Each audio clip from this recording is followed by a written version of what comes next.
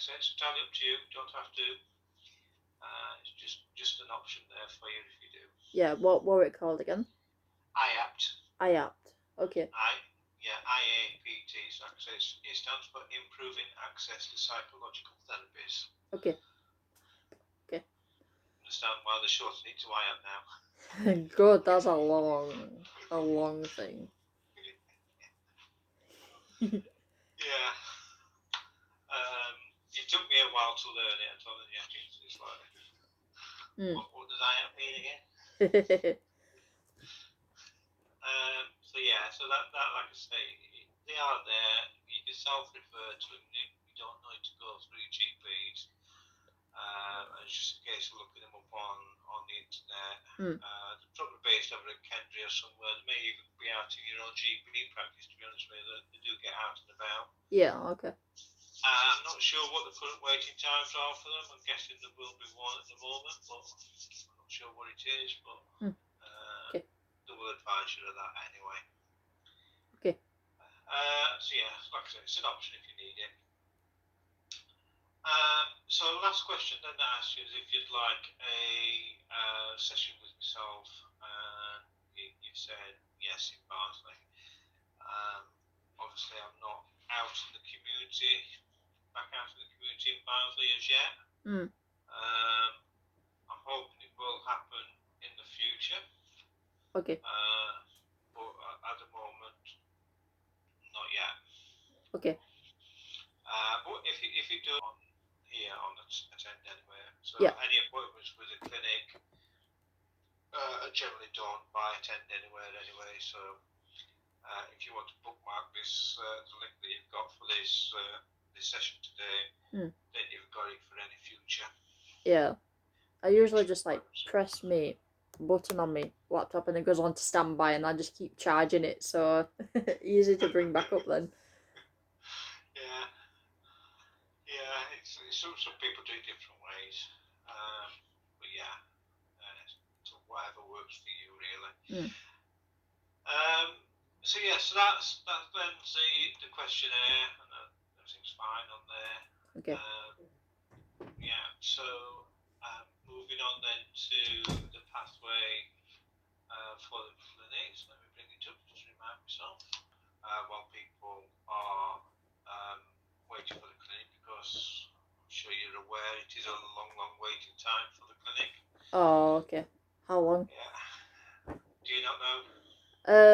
No, but I've watched like trans like YouTubers, and if they can't like wait so long, they'd like go private. But apparently that's slightly shorter, but you have to pay for everything. I know that. You do. Yeah. Like appointments and everything. There are private clinics, and yes, you do have to pay for them.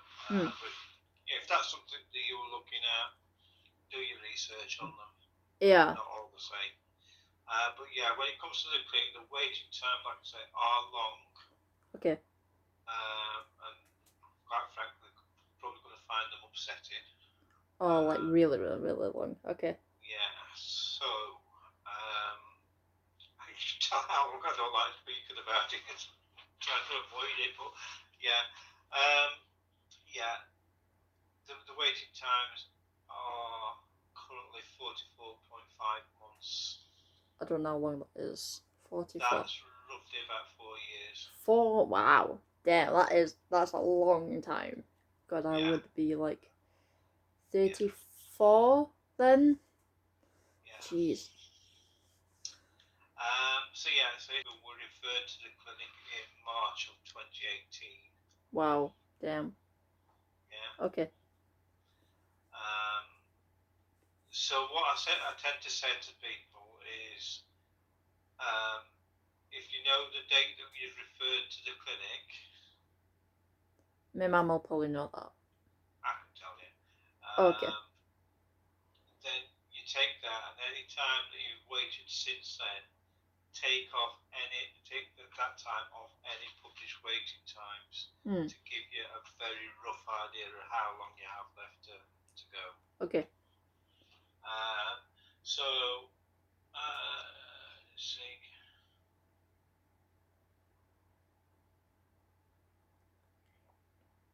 Yeah, So you would refer to the clinic, accepted into the clinic on the 2nd of June 2021. Oh, okay. I know it's been roughly about a It's, year since I spoke to my yeah, doctor, so yeah. okay. So that's when we'll have received the referral for you from your GP on Mm. that day. So that date is fixed. Okay. So that's not going to alter at all. What does alter, like I say, is the waiting times around that. And we do publish on our website our current waiting times, and when we're taking people in from. But like I said, just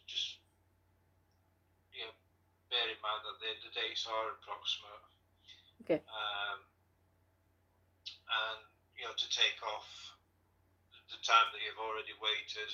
So take that year off that. 4 years, and it's approximately 3 years left. Yeah, 3. Yeah. So you don't quite seem quite as bad. Yeah, kinda. So the first appointment you'll have will be like this over attend anywhere. Okay. More than likely. And that will be with somebody like a nurse or a occupational therapist. Okay. Somebody like that. Where they'll ask you lots of questions about your gender history. Okay. Where's this come from?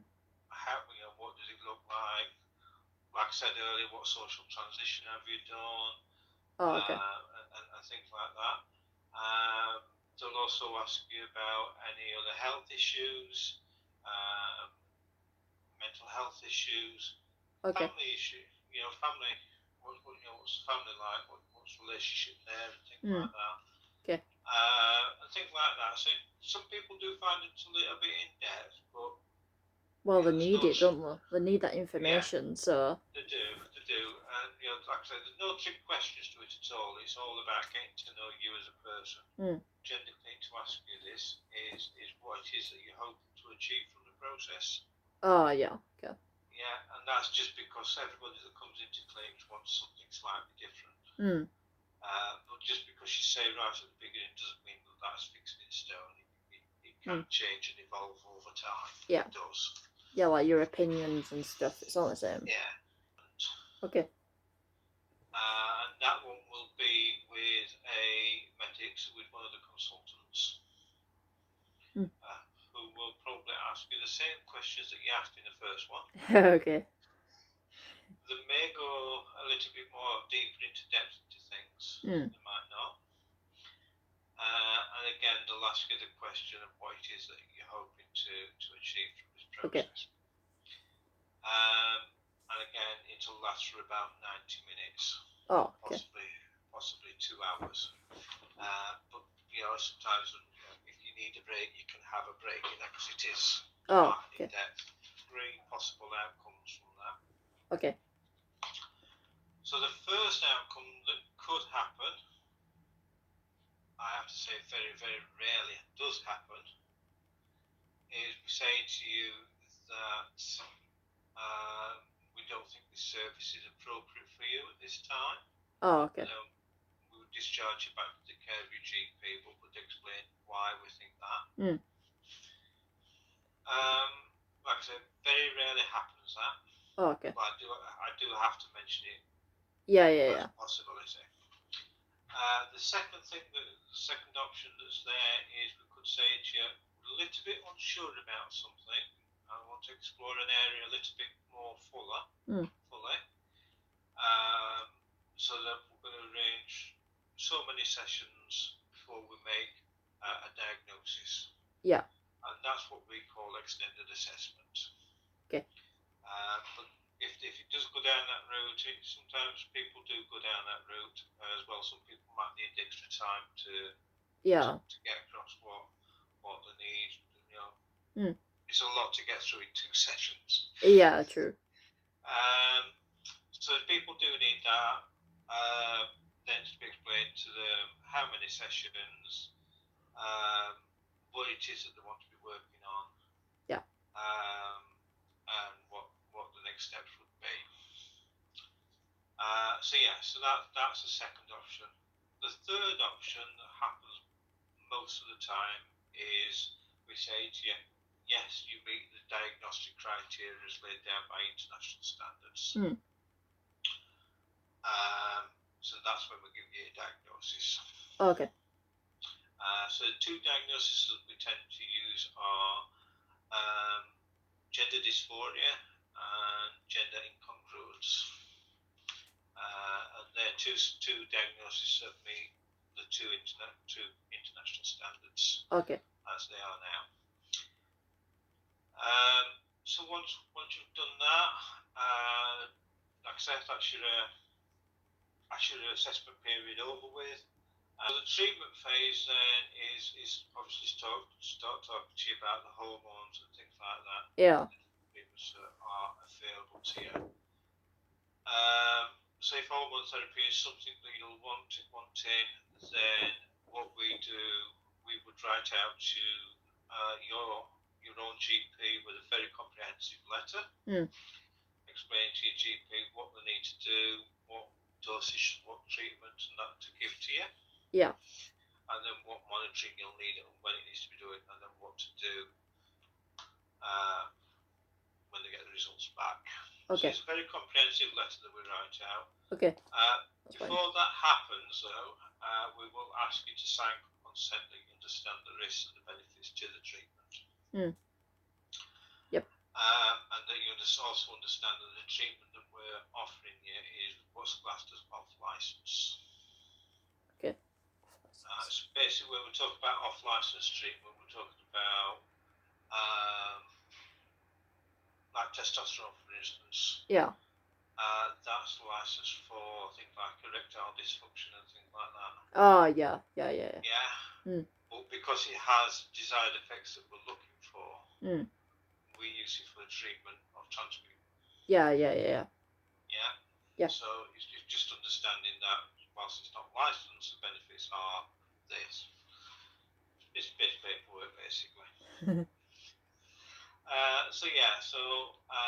Like I said, the consultants will be the same consultant you saw in the assessment process. Yep. We'll take you through that. Okay.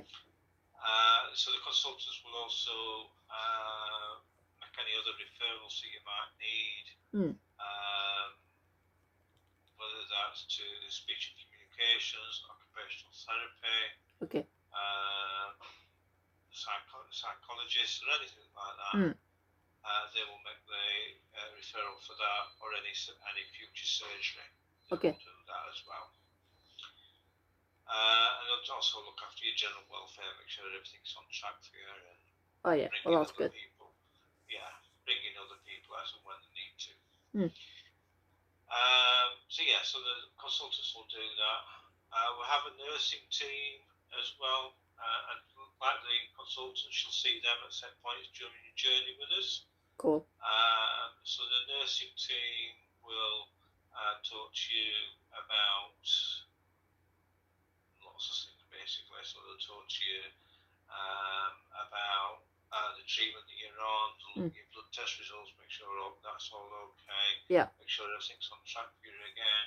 Okay. They'll also take you through your own blood test results so that you understand them. Okay. And what's right for you. Like I said, make sure everything's on track. Yeah. When it comes to the surgical side of things, they'll take you through that and what to expect from that and how to get prepared for that. Yeah. They'll also talk to you about healthy lifestyles kind of thing, and that's talking about weight management and things like that, and smoking, for instance. I don't smoke. I don't drink or take drugs. Sorted. Sorted, brilliant. Yeah. It's one of them things that with smoking. Yes, it's an NHS matter. It's one of those things that in this case it really doesn't matter that people don't smoke. Yeah. It's not good. Yeah, it's just, the surgeons themselves will not operate if you're a smoker. Oh, yeah. Well, that's interesting. So tell people right up front, if you're a smoker, try and give up because it takes a long time for people to quit. That's interesting. Gives us plenty of time to do that. So with the way that your tissue heals, it affects that. So obviously, think about if you're going for like surgery. Yeah. The last thing you want to do is to stop any healing. So that's Yeah. why the surgeons won't Yeah, operate. that's like the main priority. Why in this case it's important that, like I said, why we mention smoking. Yeah, okay. So it's not for us, it's not just an NHS mantra. That's fine. So the nursing team are there to help you. Okay. Like I said, psychology, we've got in clinic. Sure that you're not damaging your voice, because what we sometimes find is with the guys is that they try and force the voice lower. Yeah, I've seen videos about that, and it can cause throat problems, can't it, in your vocals cord area? It can indeed. It can indeed. So what I tend to say to people, if you're doing that, is if you feel like you're straining your voice, stop. Yeah. And give your voice a rest.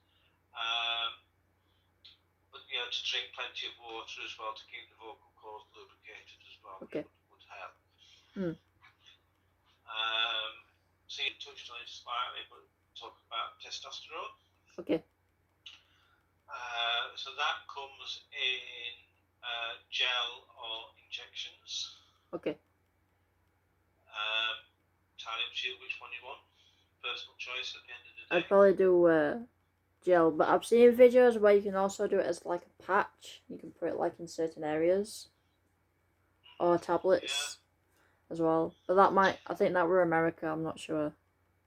I've got to say, there's a lot of things that happen in America that don't translate over this side, in this country. Yeah. So, yes, in America they do things slightly different that we don't do in this country. Okay. So, yes, in this country we tend to look at gel or the injections. Okay, it should probably be gel. I don't like needles much. Yeah. No. So it's not much point in telling you that you probably on some of the injectables you could self-administer them, so you probably don't want to do that. I've seen videos of people doing it, and like how you do it and what needle you use, and they usually put it in like the opposite side to what they are. So I'm right-handed, and they do it in like the left leg or something. Yeah. So you can be taught to do that. If you need to, but so if gel's your thing, and that just works by being rubbed onto the skin and absorbs through the skin. Yeah. And works that way. So gel, sometimes we found that the testosterone on its own is good enough. You don't need anything else, but occasionally you might need to go on the blocker if the testosterone is not doing what it should be doing. Okay. Or if I experience anything like breakthrough bleeding and things like that, then then we might be able to start a blocker to stop that from happening. Okay.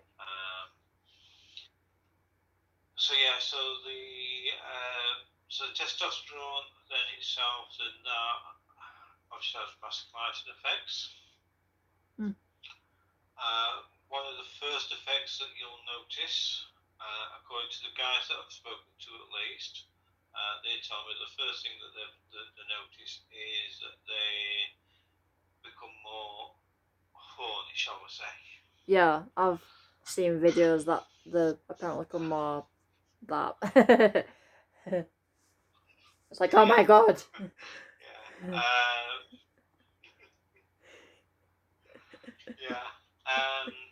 So obviously the emotional response to things as well.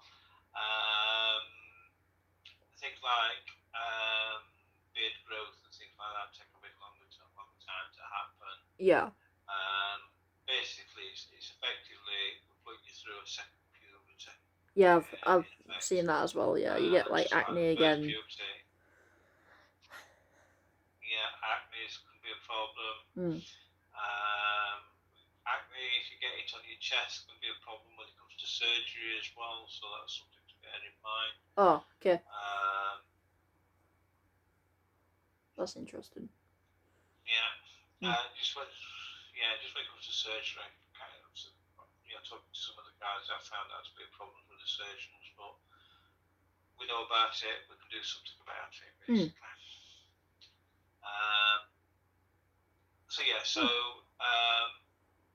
Like I said, effectively putting you through a second puberty takes just as long for things to happen. Things like muscle strength and some changes to the skin and all of that, body hair and facial hair, it will all come in time. Yeah. And like I said, dropping of the voice, that will happen as well. So that you'll feel like your voice breaking and things like that. I've seen people how they go hello, my name's blah, blah, blah, blah, blah. And it's like, damn. Yeah, all of that will happen. It's like I say, it is effectively like going through a second puberty, but this time it's the right one. Yeah. So obviously with the hormone therapy, you'll be on that for life. Yep. Blockers you'll only need up until the point of any lower surgery or hysterectomy. Okay. Yeah. After that, you'll not need it. We've also got occupational therapy in clinic. They're there to help you at any point through the process. Okay. If you're getting stuck with anything, they can also help with other things like deep pull, but you've already got that sorted. Yep. Maybe things like gender recognition certificates and things like that can help with that. Right through to things like getting prepared for surgery, to making sure that you've got things in place at home, for your recovery and things like that. So they are there if you need them. Hair removal doesn't apply in this case. That's mainly for trans women. Yeah. And that's more talking about facial hair removal, which I'm taking it you'll not want that. No. Well, my dad's not right hairy, so I'll have to dye my beard once it starts coming in. Like, oh my god, look, there's little bits. Look, you can see it. Really patchy. It's not really hairy, so. Every guy I talk to, they're all proud of that first hair they get. Yeah, like a little one, like right here. Yes, look, Webby, look at it, look. One single hair. Yes. Look, the beard's going.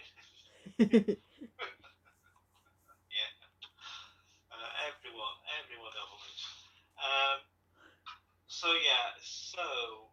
Actually, these people are going to be with you all the way through your journey with us. Okay. And like I say, some you'll have a choice of seeing, some like the consultants and nursing, you have no choice, you will see them at set points. Okay. Most of the appointments, like I say, probably happen in person like this, although there are set appointments, like I said, that do have to happen face to face. Okay. Around about 8 months to a year down the line, we'll start talking to you about chest surgery. Okay. If that's something that you're looking for. Yeah. Not so much bottom, but top. Yeah. Most guys are. Yeah. So, like I said, if that's something that you're wanting, which that definitely is, then what we can do is we can make a referral to a local team for that to be done. Okay. For you.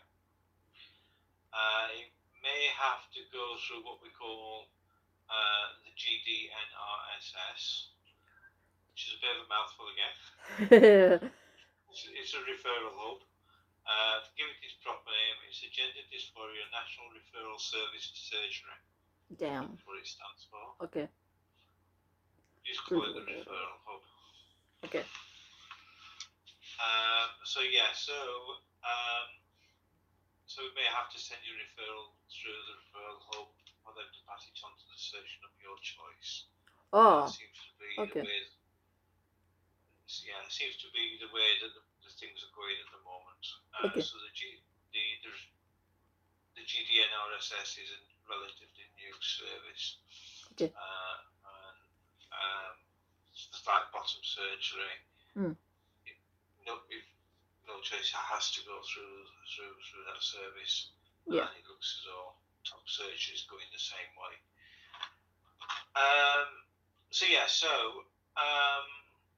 You get referred to the surgeon of your choice. Cool. There are multiple surgeons. Mm. I think the nearest to us is in Hull. Oh, okay. Yeah, it's Hull.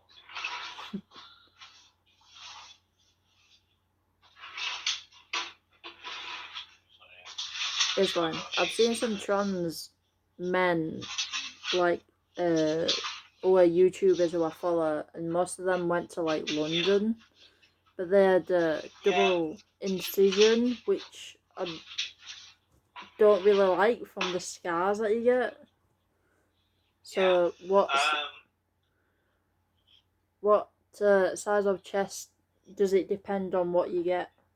Like, I know there's like keyhole and double incision and another one. Yeah, so it's the two choices mainly that you get is, like you say, it's a keyhole, which is a areola type of chest surgery. Yeah.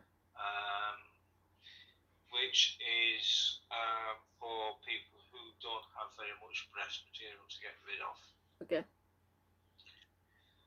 Okay. I'm not sure what size it is, to be honest with you. Okay. But I do know it's for people who don't have that much. Oh, so it's like a small chest, kind of. Small chest, so like I'm thinking maybe A cup. I don't know what that is, to be honest. I've never wore like bras or whatever. Yeah.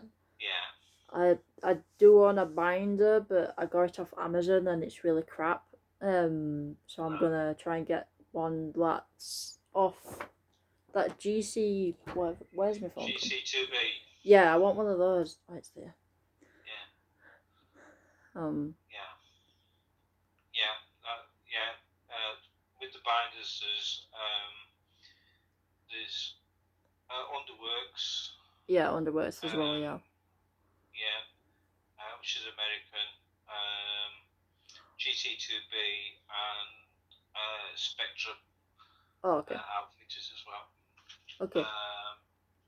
Yeah, so and they've all got different options. So it's finding one that works for you. Not getting one that's too tight, obviously. And following good binder safety. Don't wear longer than 8 hours. Don't sleep in it. Yeah. I only wear it if I'm wearing like a t-shirt. But I usually just wear like hoodies, so I don't have to wear like a binder underneath because it like hides it. Yeah. Yeah. Obviously, don't wear more than one kind of thing. Just the right size. I've seen guys do that. I've seen guys do all sorts of things. Yeah. Damn. So following good binder safety sounds like you've done your research into anyway.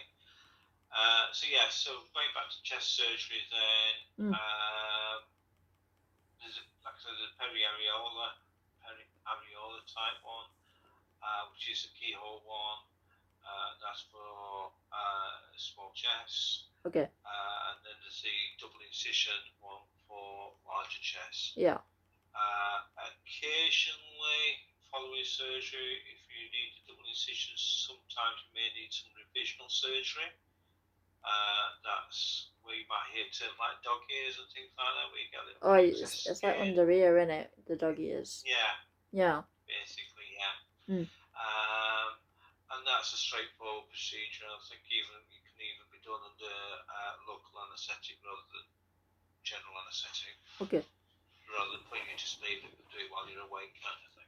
Oh god, that'd be weird. Just doing a big stretch. Do. But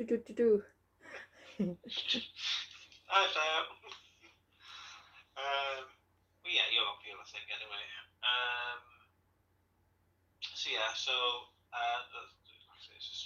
procedure if they need to do that. Following the surgery, you'll definitely need some help around the house. Yeah. You'll definitely get out of washing the pots for a little bit. I don't do that Only anyway. a little bit. Yes. But only for a little bit, mind. It's because you're not able to lift much because you're using your chest muscles. Yeah. Yeah. Turning into like a T-Rex, I've heard, and you're like, yeah. I've got Basically. quite long arms anyway, so I think I'll be okay. Yeah. So it's taking it easy. Listen to your own body is the main thing. With any kind of surgery, listen to your body. Yeah. Don't do too much. No. Take a good couple of months for you to recover fully. Okay. You should start to feel better within a few weeks and start being able to move things about. But they say you can't really lift anything heavier than a bag of sugar, basically. So. Wow. Okay. So in the first few weeks, you may need some help. Yeah. With daily tasks, so it's just being aware of that. Some good old mum, she's got your tea ready. She might have to get your tea ready for a bit longer. Yeah, it's like coming downstairs. It's like 1 minute.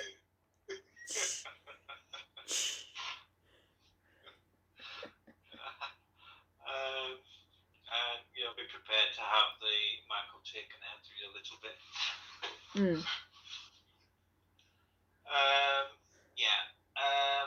So you'll need some help in the initial case.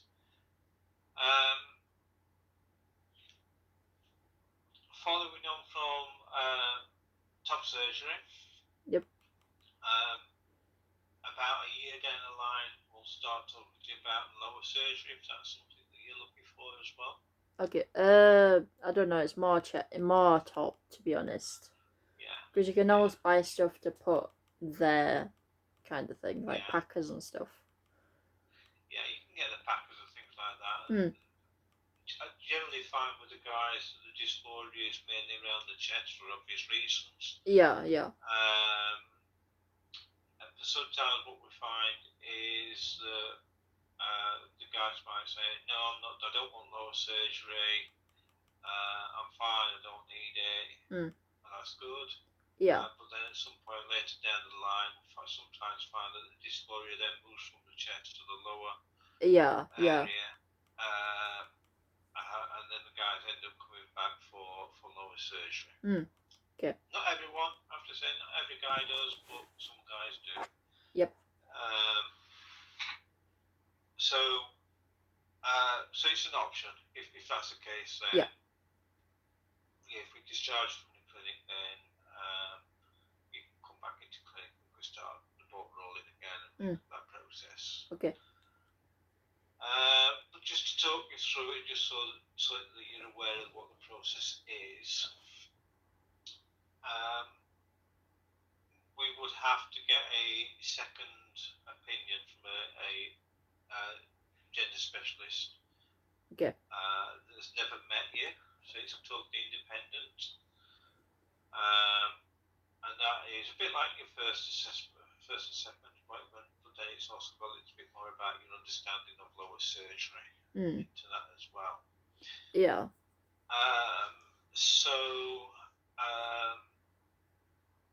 Once we've got that second opinion back, then we can move forward for lower surgery, make the referral for the surgery. Okay. The good news about the second opinion is we can do that in-house. Oh, okay. Just meeting. Traditionally, we'll have had to send you out to another clinic, but it just takes longer that way. So, yeah. Okay. To try and speed things up and get a little bit for people, we said, right, we'll start doing it in-house. It's been meeting, like I said, one of the other clinicians that's had nothing to do with your case. So it is intentional, that independent opinion, which is what they say it's got to be. Okay.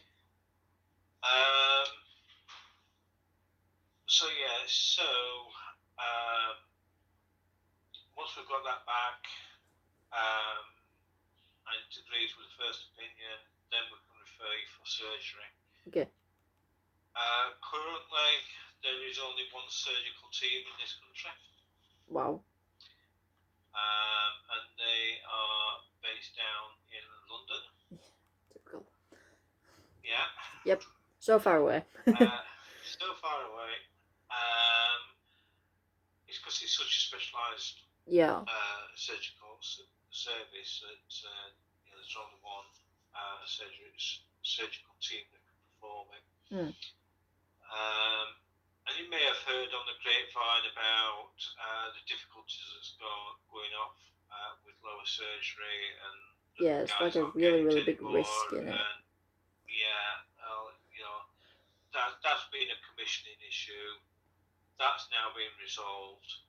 And it used to be, I think St. Thomas, I think it used to be. But that's now moved over to a different trust. Okay. And starting up there. So they're now just in the process of seeing to the most urgent cases. Yeah. And then before they get going. So that's happening now as we speak. So the GDNRSS, which I talked about earlier, they're helping in that process along with the new provider to do that. Funnily enough, it's all the same surgical team. Okay. They've just gone to a different hospital. So they've all got really good experience and know exactly what they're doing. They're all leaders in this area. Cool. So once we've made that referrals, and that actually has to go through the referral hubs, through the GDNRSS. I said the right mouthful, I'm telling you.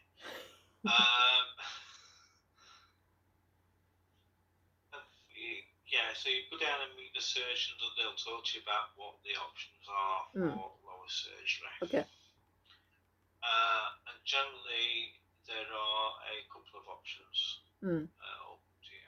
Yeah. When it comes to lower surgery, so one is patoidoplasty, and the other is phalloplasty. I know one that like takes it off like your arm or your leg or right. somewhere, or like here. Yeah. So that one where they're taking the skin graft is what we call phalloplasty. Okay. Phalloplasty, yeah. So that's where they're basically creating a phallus. So the difference between the two is patoidoplasty is where with the effects of the testosterone, you'll find that your clitoris will grow. Oh yeah, I've heard that as well. Yeah. So patoidoplasty is there to release the clitoris. Yeah. And you end up with what's called a micropenis, which is typically between 1 and 2 inches long. Okay. That's perfectly fine for people. Yeah. If you wanted more, then that's where we talk about phalloplasty. Okay. And that's where the skin grafts come in, and that's like you said, that's quite right. They come from, they come from the forearm. Yeah. It's a full thickness skin graft. And the reason they prefer that site over any other site is because that particular area of skin is more sensitive. Oh, okay. And there's a larger nerve that runs down underneath the skin, down in that area. Yeah. Which is fine. But they can, like you said, they can take you from other areas if they need to. So either from the thighs or from the abdomen. Yeah. Kind of area.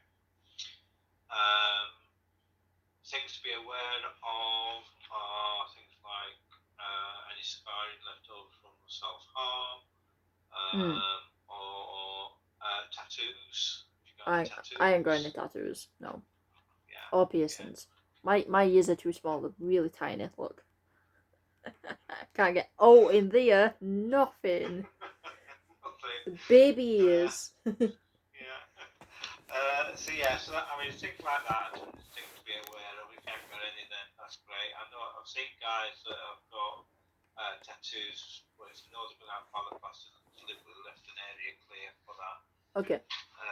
Because I guarantee whatever you've got a tattoo there, like my rub knife there on your forearm, heart surgeons have done with it and transplanted it down there. You take a look back when it was there. Hang on, not many people want a tattooed penis. No. That and that as well again is if you go for phalloplasty, if you wanted phalloplasty, that's where hair removal might come in. So you might need some donor site hair removal, unless you want a hairy penis, of course. Oh god, that's creepy. Jesus. Yeah, probably not a good look. No. So yeah, so that's where hair removal will come in for lower surgery. Okay. So yeah, so whether it's patoidoplasty or phalloplasty, it's a series of about 3 operations with recovery time between each operation. Yeah. So that's why it takes longer to do. Part of the operations is hysterectomy and things like that. Although you can have that done as a standalone procedure if you want to. Yeah, I think my auntie's had that for some reason. Yeah. If all you wanted was a hysterectomy, you wouldn't need to travel to London to do that. That could be done more local. Okay. Yeah. Like I said, the choice is yours. Yeah. As to what you want to do there. But like I said, some people still do choose it if they do, as a standalone procedure. If that's all they want is a standalone procedure. Yep. Great, we could send you somewhere local for that. Okay. So following surgery, you'll go back to see the surgeon, providing everything's okay. Yep. Whether that's chest surgery or lower surgery, they'll discharge from their service. Yeah. You'll come back into our service, and if there's nothing further that we can help you with, then we'll discharge you from our service. Yeah. Okay. And then it'll be back to the care of your GP, and it'll be like goodbye from us. Go get on with Bye. your life. See you later. Yeah, basically. Not that you should put your life on hold for this process, because it is quite a long and involved process. Yeah. So from start to finish, from coming into the service from your first appointment way through, if you was to go all the way through and have lower surgery, you could be with the service anywhere up to about 11 years. Oh, I'm going to say about 10, but close. That's a long time. It just depends on what people want, really. It does indeed. And like I say, if you get to the point of you've had, top surgery, and that's it, you don't want any lower surgery, then we can discharge you at that point. Okay. Obviously, then to be, you're in and out of service within maybe 5 years or so. Okay. 5 or 6 years. But if that was the case, and then later down the line you decide, well, actually, I think I do want to go for lower surgery. Then it's just a case of going back to your GP and getting a referral in.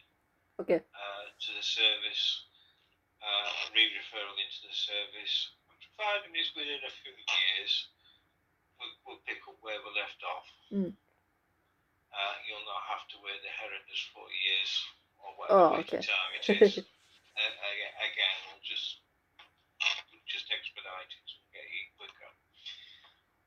However, if it were like decades later, then that'd be a different story. Yeah.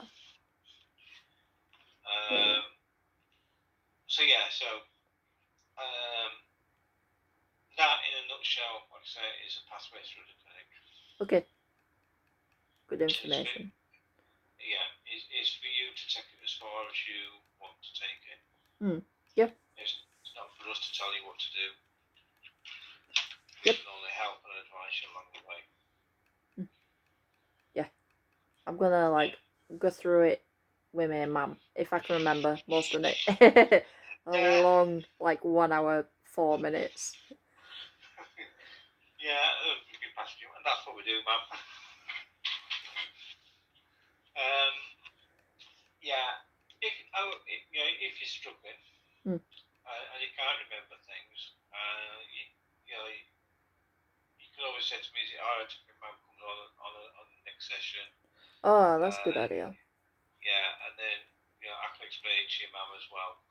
Yeah, that's cool. Yeah. So that's an option for you. Yeah. I have got a good memory, but like a lot.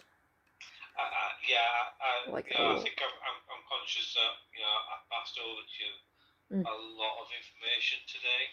Yeah. I'll probably remember most of it. I've got a better memory than my mum, but it'll be good information for my mum to probably know as well. Yeah. Nicely. Yeah. So that like I said, that's an option if you wanted on a future session to bring your mum into the appointment. Okay. I have no problem with that. Just let me know. Okay, that's fine. And then, like I say, if you wanted to run through the pathway again, I have no problem running through the pathway again. Okay. As many times as you need me to.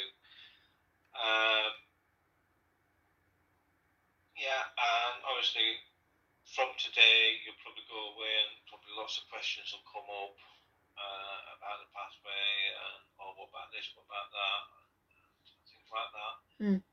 Just write them down in a notebook somewhere. Yeah. Well, we've got a good memory, so you might be able to remember. And then next time we speak, we'll go through any questions from what we talked about last time. Okay, that's fine. Yeah? Yeah. That sound like a plan? Yeah, definitely. Right. So on that note then, we've about come to time. Is there any questions that you've got already about? Not really. I'm just gonna have a good chat with my mum while I'm having my dinner. Well, we spoke about this, and this, and this, and she'll be like, "Whoa, so much information." Yeah. Like I say, I'm here to support you. I'm quite happy to support your mum at the same time. Cool.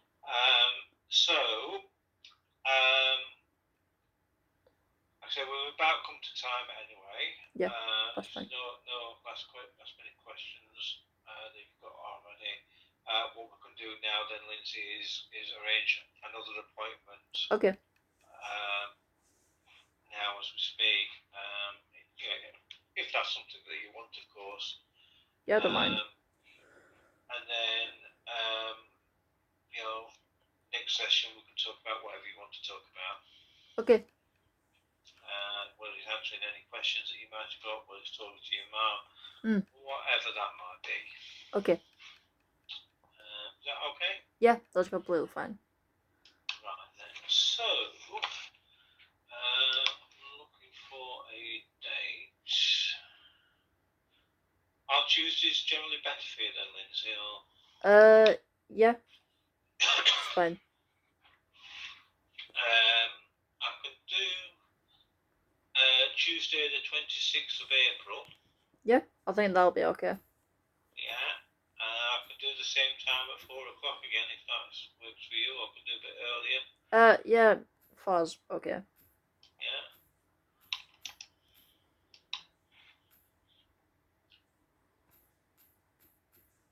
So let's get that booked in then. Okay. Got the blue circle of death at the moment. You will wait for me. Basically.